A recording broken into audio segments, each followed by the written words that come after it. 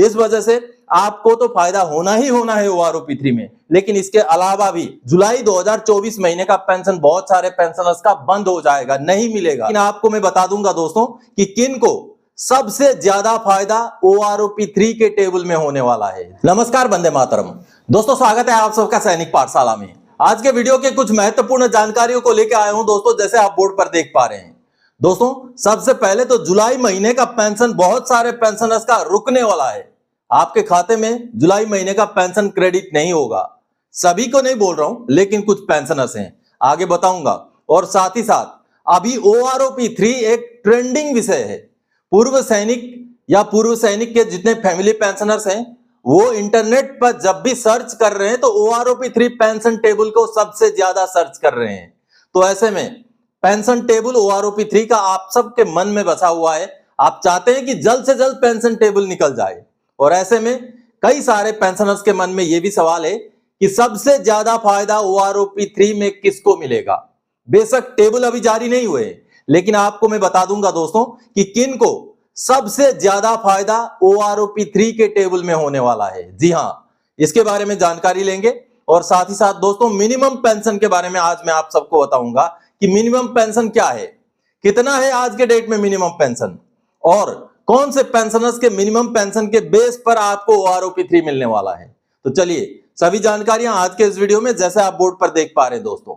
आगे बढ़ेंगे वीडियो में आगे बढ़ने से पहले दोस्तों मेरा हमेशा की तरह आप सबसे आग्रह है, अगर सैनिक पाठशाला चैनल का वीडियो आप पहली बार देख रहे हैं या अभी तक चैनल को सब्सक्राइब नहीं किया है तो चैनल के साथ जुड़े रहने के लिए, इसका हिस्सा बने रहने के लिए और आपसे जुड़ी हुई भरोसेमंद जानकारियों को पाते रहने के लिए चैनल को सब्सक्राइब जरूर करें। दोस्तों सैनिक पाठशाला के साथ जुड़ना क्यों जरूरी है? क्योंकि आपको सही जानकारी मिल सके, आपको जानकारी ना होने की वजह से कोई नुकसान ना हो। हजारों की संख्या में ऐसे पेंशनर्स हैं जिनको सैनिक पाठशाला से दी गई जानकारी की वजह से कई सारे उनके समस्याएं समाधान हुई, उनका सही पेंशन उनको मिलने लगा और लाखों रुपए तक का एरियर भी मिला है। अब ऐसे में बहुत सारों का सवाल ये होता है कि आप रोज एरियर की तो बात करते हैं लेकिन मुझे तो कभी मिला नहीं। अब ऐसा जरूरी नहीं है कि 32 लाख पेंशनर हैं तो 32 लाख को ही मिल जाएगा। हो सकता है अगर 50,000 1 लाख को भी मिले तो बड़ी बात है, क्योंकि जानकारी सही रखेंगे तो कम से कम आपका जो ड्यू है, आपको जो मिलना है वो मिल पाएगा। चलिए आगे बढ़ते हैं जानकारी की ओर दोस्तों। सबसे पहले जुलाई 2024 महीने का पेंशन बहुत सारे पेंशनर्स का बंद हो जाएगा, नहीं मिलेगा। और किन को नहीं मिलेगा दोस्तों? आप सबको पता होगा कि स्पर्श ने यह जानकारी आपको दी थी कि नवंबर 2023 जिनका भी लाइफ सर्टिफिकेट का ड्यू डेट था उसको बढ़ा करके जून 2024 किया गया था। अब जून 2024 तक, इसका मतलब है कि बगैर जीवन प्रमाण पत्र, बगैर लाइफ सर्टिफिकेट के ही हमें पेंशन मिल रहा था। लेकिन आपने अगर नवंबर में लाइफ सर्टिफिकेट सबमिट कर दिया या उसके बाद भी आपने लाइफ सर्टिफिकेट सबमिट कर दिया और वो स्पर्श के अंदर अपडेट हो चुका है तो आपको चिंता करने की जरूरत नहीं है। लेकिन जिन्होंने इस बात को इंश्योर नहीं किया कि उनका लाइफ सर्टिफिकेट अपडेट हुआ नहीं हुआ और पेंशन मिल रहा है, बस मिल रहा है, चेक नहीं किया, तो और जुलाई 2024 से पहले पहले अगर लाइफ सर्टिफिकेट को सबमिट नहीं किया तो उनका पेंशन रुक जाएगा, जुलाई का पेंशन नहीं आएगा। इसलिए सबको घबराने की जरूरत नहीं है। आप स्पर्श के अंदर लॉगिन होकर के चेक करें, आपका लाइफ सर्टिफिकेट का ड्यू डेट जुलाई 2024 के बाद का अगर है तो अपना ड्यू डेट के हिसाब से लाइफ सर्टिफिकेट भरिए और जुलाई का पेंशन भी स्पर्श से जरूर मिलेगा। चलिए अब जानकारियों की और जो जानकारियां और हैं उसकी ओर आगे बढ़ते हैं। खुशखबरी, सुरिष्टा रानी जी को मिला सर्कुलर 631 का एरियर 2,45,324। और भी पेंशनर्स को मिलेगा। NPC जारी हुआ 2,64,548 का। जी हां दोस्तों कई सारे पेंशनर्स हैं, ऑनरेरी न्याय सुधार रैंक के जो पेंशनर्स हैं जो 2006 से पुराने रिटायरी हैं, क्योंकि 2006 के बाद के ऑनरेरी न्याय सुधार को तो न्याय सुधार के बराबर मिलता है। उसमें भी बहुत हैं जिनको न्याय सुधार के बराबर नहीं मिलता, लेकिन जानकारी नहीं रखेंगे तो उनको नुकसान होता रहेगा। अब आज बात कर रहा हूं 2006 से पुराने न्याय सुधार, ऑनरेरी न्याय सुधार की, जिनको एक्चुअल में घाटा हो रहा है क्योंकि उनका केस भी चला, केस में भी पॉजिटिव रिजल्ट नहीं आया, लेकिन जो उनको बगैर केस के जो सरकार ने दिया है वो मिलना चाहिए, वो भी नहीं मिला है।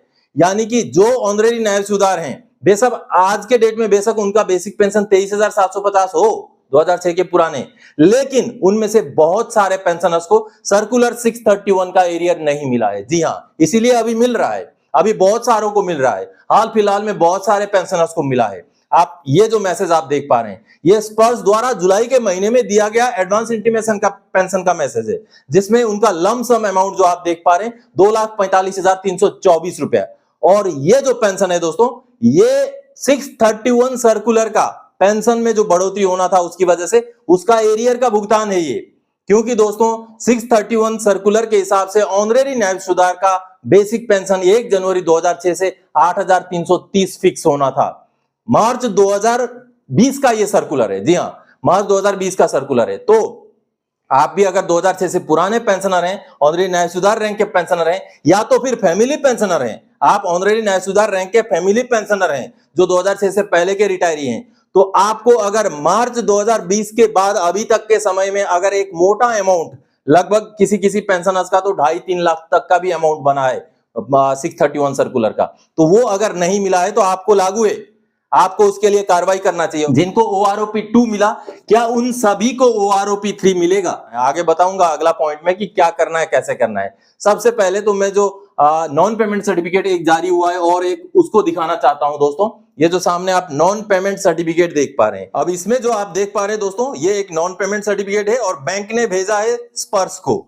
देखिए CPPC ने स्पर्श को भेजा है 10 जुलाई 2024 का ये नॉन पेमेंट सर्टिफिकेट है। और इस सर्टिफिकेट में CPPC ने क्लियरली माना है, देखिए जो सर्कुलर था 631, उस सर्कुलर का भुगतान हमने इन पेंशनर को नहीं किया है। देखिए 2024 जुलाई की बात है, बहुत सारे हजारों की संख्या में पेंशनर्स आज भी हैं जिनको 631 का एरियर मिलना है लेकिन नहीं मिला है। अब आगे उनका पूरा कैलकुलेशन शीट भी है कि उनका जून 2014 तक, 1 जनवरी 2016 से जून 2014 तक कितना एरियर बन रहा है। और एरियर जो बन रहा है दोस्तों 2,64,548 रुपए, जैसे आप देख पा रहे हैं। क्योंकि जुलाई 2014 से OROP 1 लागू था, तो OROP 1 लागू होने के बाद तो उनको ऑनरेरी नायब सुधार के हिसाब से पेंशन एडजस्ट हो गया, लेकिन जनवरी 2006 से जून 2014 तक का एरियर उनको नहीं मिला था, जिसका बकायदा कैलकुलेशन शीट बैंक ने इस लेटर के जरिए, इस नॉन पेमेंट सर्टिफिकेट के जरिए जारी किया और स्पर्श को भेज दिया। तो इस तरीके से बहुत पेंशनर्स बचे हुए हैं जिनको जागने की जरूरत है। अगले पॉइंट में बताऊंगा क्या लिख के किसको भेजना है।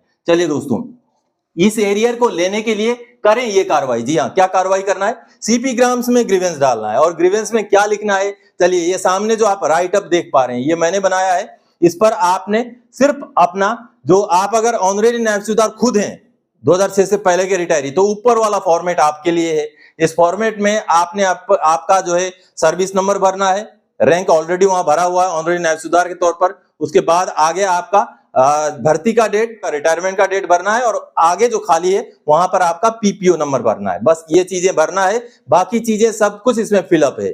चाहे तो आप इसी अंग्रेजी को कॉपी पेस्ट भी कर सकते हैं, सेम अंग्रेजी को CP ग्राम्स में टाइप करके भी डाल सकते हैं, या तो इसी जो फॉर्मेट है इसी का स्क्रीनशॉट लेके उसका प्रिंट निकाल करके इसी को फिलअप करके भी आप CP ग्राम्स में फोटो खींच के भी डाल सकते हैं दोस्तों। और अगर आप फैमिली पेंशनर हैं, ऑनरेडी नायब सुधार रैंक के फैमिली पेंशनर हैं 2006 से पुराने रिटायरी के, तो नीचे वाला ये जो फॉर्मेट है, यहां पर आपने ये वाला फॉर्मेट का इस्तेमाल करना है। यहां पर केवल पहले वाले लाइन में आपने खुद का नाम भरना है, बाकी आगे पेंशनर का डिटेल भरना है। और जो PPO नंबर वाला कॉलम है उसमें आपने खुद का, आपका जो फैमिली पेंशन का PPO नंबर है वो वाला भरना है। तो ये कार्रवाई कर दीजिए। अगर आपको भी एरियर नहीं मिला है तो मिल जाएगा एरियर, थोड़ा सा संघर्ष करना पड़ेगा, आपका हक का पैसा है, आपका जायज पैसा है, लेने के लिए इतना काम तो जरूर करें आपके खुद के लिए। चलिए आगे बढ़ते हैं। आप OROP 3 में सबसे ज्यादा फायदा किनको मिलेगा? जी हां दोस्तों, सबसे ज्यादा फायदा OROP 3 में किनको मिलने वाला है? कौन से रैंक को मिलने वाला है? कब के रिटायरीज को मिलने वाला है? दोस्तों आपको बता दूं, जून 2019 से पुराने रिटायरीज तो OROP 2 के दायरे में थे, उनमें से बहुत सारों को फायदा मिला भी। अब मैं बात कर रहा हूं जुलाई 2019 से जून 2024 के बीच के जितने रिटायरी हैं, अगर उनमें से आपका रैंक, आपका लेंथ ऑफ सर्विस के हिसाब से OROP का टेबल में आप देख लीजिए, अगर उस टेबल में जितना पेंशन है उससे अगर आपका पेंशन नीचे है तो सबसे ज्यादा फायदा आपको होगा OROP 3 में। लेकिन आपका पेंशन अगर OROP का जो 2 का जो टेबल है उससे अगर थोड़ा बहुत ऊपर भी है तब भी फायदा होने के चांसेस हैं, लेकिन थोड़ा कम होगा फायदा। लेकिन जिनका पेंशन OROP 2 का टेबल से कम में फिक्स हुआ है, रिटायरमेंट आते टाइम जुलाई 2019 से लेके अभी तक जून 2024 तक के रिटायरीज को, तो उनको सबसे ज्यादा फायदा मिलेगा। जी हां दोस्तों, वो कैटेगरी है जिसको सबसे ज्यादा फायदा मिलेगा। बाकी अगले पॉइंट में मिनिमम पेंशन के बारे में जानकारी लेते हैं। जिनको OROP2 मिला, क्या उन सभी को OROP3 मिलेगा? जी हाँ, ये सवाल भी आपके मन में होगा। तो इसके लिए आपको जानना पड़ेगा मिनिमम पेंशन के बारे में, जो आगे मैं समझाऊंगा। दोस्तों, पूरे चांसेस हैं, 90% से भी ज्यादा चांसेस हैं कि अगर आपको OROP2 का फायदा मिला है तो OROP3 का भी फायदा आपको मिलेगा। अब जेसीओज को OROP2 में कोई फायदा नहीं मिला, पुराने जेसीओज को। अगर इस तरीके का केस हो जाए OROP3 में भी, तब अलग बात है। अदरवाइज पूरे चांसेस हैं कि OROP2 में जिनको फायदा मिला उनको OROP3 में भी फायदा मिलेगा। क्यों? क्योंकि OROP2 का जो पेंशन है वो जून 2019 से पुराने जितने रिटायरीज हैं उनके लिए सबसे मिनिमम पेंशन है। समझ गए आप? क्योंकि OROP2 में बढ़ोतरी दे करके आपका पेंशन जितना बनाया गया है, चाहे आप सिपाही हैं 18,807 रुपए आपका पेंशन है, या आप नायक हैं 17 साल सर्विस है 20,107 आपका पेंशन है, या आप नायक हैं 22 साल सर्विस है 21,244 रुपए आपका बेसिक पेंशन है, या आप हवलदार हैं 15 साल सर्विस है 21,782 पेंशन है, आप हवलदार हैं 24 साल सर्विस है 22,257 है, या हवलदार हैं एमएससीपी मिला हुआ है, या नायब सूबेदार हैं 24 साल सर्विस वाले जो कि 24,825 आपका बेसिक है। तो आपका वो पेंशन मिनिमम पेंशन है दोस्तों, अगर जून 2019 से पहले के आप रिटायरी हैं तो। इस वजह से आपको तो फायदा होना ही होना है OROP3 में। लेकिन इसके अलावा भी जितने 2019 जून के बाद रिटायर आए हैं उनका पेंशन अगर OROP2 के पेंशन से थोड़ा बहुत ऊपर भी है, तब भी उनको भी थोड़ा बहुत फायदा मिल सकता है OROP3 में। अब मिनिमम पेंशन क्या है दोस्तों कि OROP2 का जो पेंशन है वही मिनिमम पेंशन है। क्योंकि OROP2 में जो एवरेज निकला था उससे नीचे वालों को तो एवरेज तक ले आया गया, यानी कि 18,807 रुपए अगर एक सिपाही का OROP2 में पेंशन है तो उससे नीचे तो कोई भी नहीं है।